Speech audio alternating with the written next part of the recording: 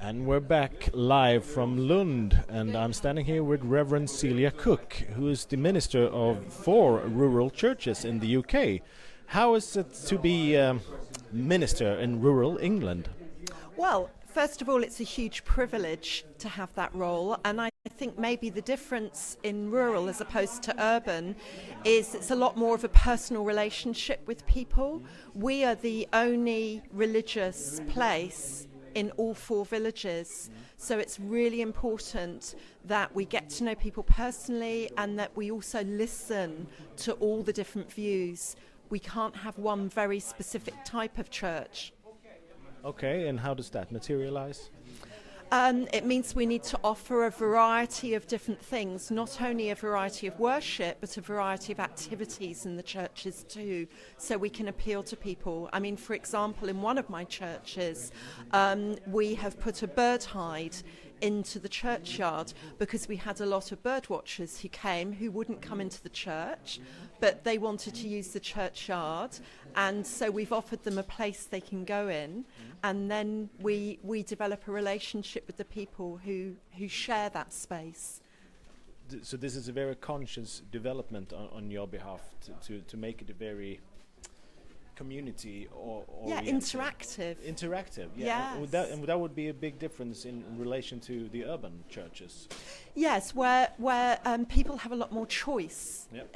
In urban places. There's lots of different styles of churches, lots of different religions, more so, and whereas I feel that we need to respond more. People choose to live in the small rural villages. They have a lot of emotional attachment to the churches and to the places, and it's important to respond to that. So what are the specific challenges that you face?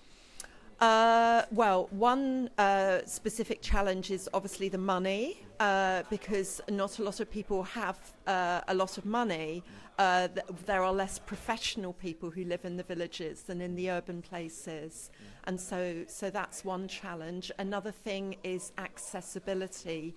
A lot of our churches are on roads without pavements. You have to think about, getting accessibility. Yes, exactly. So a whole different set of questions really that arise in the countryside. But what do you think when you talk about adapting to the community's needs in different ways? Are there any limits to what you see is possible to do for the community? Are there things that aren't allowed? It's more about doing a few things and doing them well. I think that's really important. You cannot be all things to all people. So there will be some people whose needs you can't meet. But I think the important thing, with the 4 churches, I find what is their unique selling point, if you like, of each church. And in one place it's the environment, so we focus on that.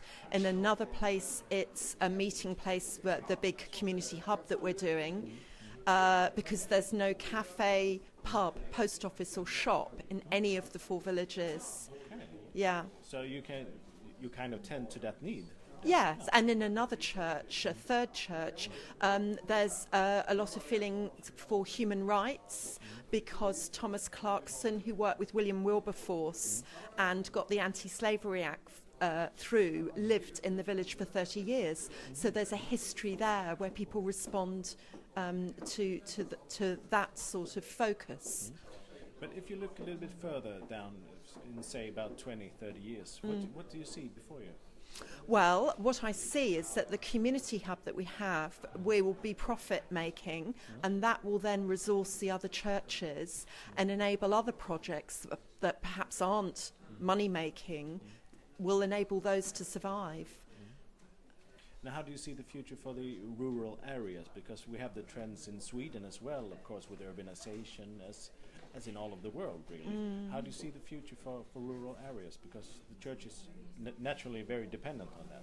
Well, I think that they will become more precious to people, because as we lose more and more of our green environment, if you like, I think that the responsibility there is huge for us to protect those spaces that we have, public spaces, because a lot of public space is lost now in order to build housing, and so it's even more important that those places are cared for and are protected and are kept for public use given to the community, because that's why they were first built in the Middle Ages.